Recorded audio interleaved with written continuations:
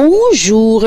Plusieurs sujets sont au menu des journaux parus ce 26 décembre 2017. Réumi Quotidien livre l'homélie de Mbagnick Diop à l'occasion de la conférence religieuse du groupe Promo Consulting. Les membres de ce groupe se sont retrouvés hier à la place du Souvenir et c'était pour la première édition de la conférence religieuse offerte par leur président Mbagnick Diop. Et les débats ont porté sur la vie du prophète Mohamed, paix et salut sur lui. Renseigne Réumi Quotidien qui revient notamment sur le discours du président du groupe Promo Consulting Mbagnick Diop qui a rappelé que la vie est un combat de tous les jours et que rien n'est jamais définitivement acquis. Et il faut s'entraider dans la vie, travailler ensemble et réussir ensemble parce que vous partagez la même famille, a dit Mbagnick Diop qui signale que la raison pour laquelle cette conférence a été organisée, c'est pour que les gens puissent se remémorer Dieu et son prophète. Car dit-il, parfois je vois certains comportements qui me font penser que le monde est en train de tirer à sa fin. Dans la tribune, Cheikh Mamour Insa Diop parle de sa mystique et de sa relation avec Baye Niass. Il n'y a plus de relation entre Talla Sylla et Idrissa Seck. C'est le quotidien de Madiambal Diagne qui nous l'apprend. Ce journal note dans ses colonnes qu'entre le maire et le président du conseil départemental de Thiès, le divorce est définitivement consommé. Son budget rejeté lors du conseil de ville convoqué samedi dernier, Talla Sylla, qui a comparé le leader de Réumi à Hitler, a renoncé à sa candidature en 2019 pour soutenir le président Macky Sall. Talla Sylla sort le marteau, titre par conséquent ce journal. Plus qu'un marteau, l'État s'est tiré une balle dans le pied. C'est Walf Quotidien qui fait cette déduction de la polémique autour des 200 milliards recouvrés dans la traque des biens mal acquis. Ce journal estime qu'en faisant état de 200 milliards qui auraient été recouvrés par l'État du Sénégal dans le cadre de la traque aux biens mal acquis, Aminata Touré n'a pas uniquement ouvert la boîte de Pandore. Elle a également créé un malaise dont le régime de Macky Sall peine à se départir.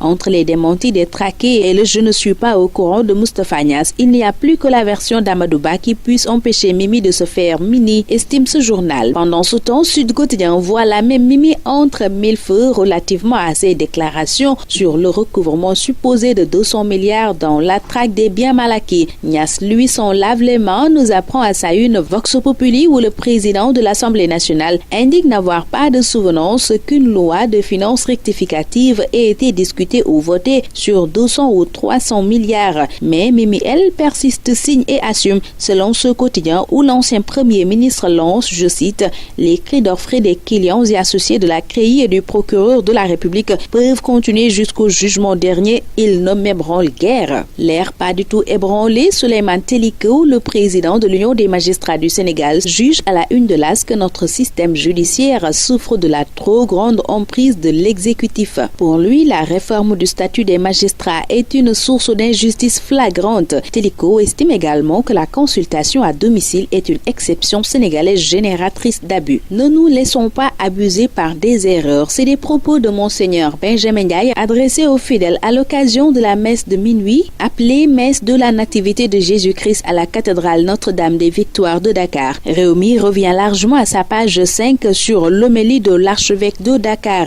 Aux pages 6, 7 et 8 de Enquête, l'on propose un dossier en profondeur sur la commercialisation de l'arachide. Graines et migraines barrasse à une ce journal qui renseigne par ailleurs relativement à l'affaire Cheikh Gadiaga que Gaston Mbengue sera devant les Pandores ce matin. Et la tribune fait état de risque de gros déballage à l'occasion de cette audition. La première titularisation à Newcastle de CV est ce qui intéresse Tad qu'il raconte de la cave à la lumière. Ce journal revient aussi sur le classico Real Barça qui s'est soldé par un score de 3-0. Messi, prince de Bernabeu, note à sa une le journal du sport où prend fin ce tour des quotidiens. Très bonne lecture, excellente journée à tous.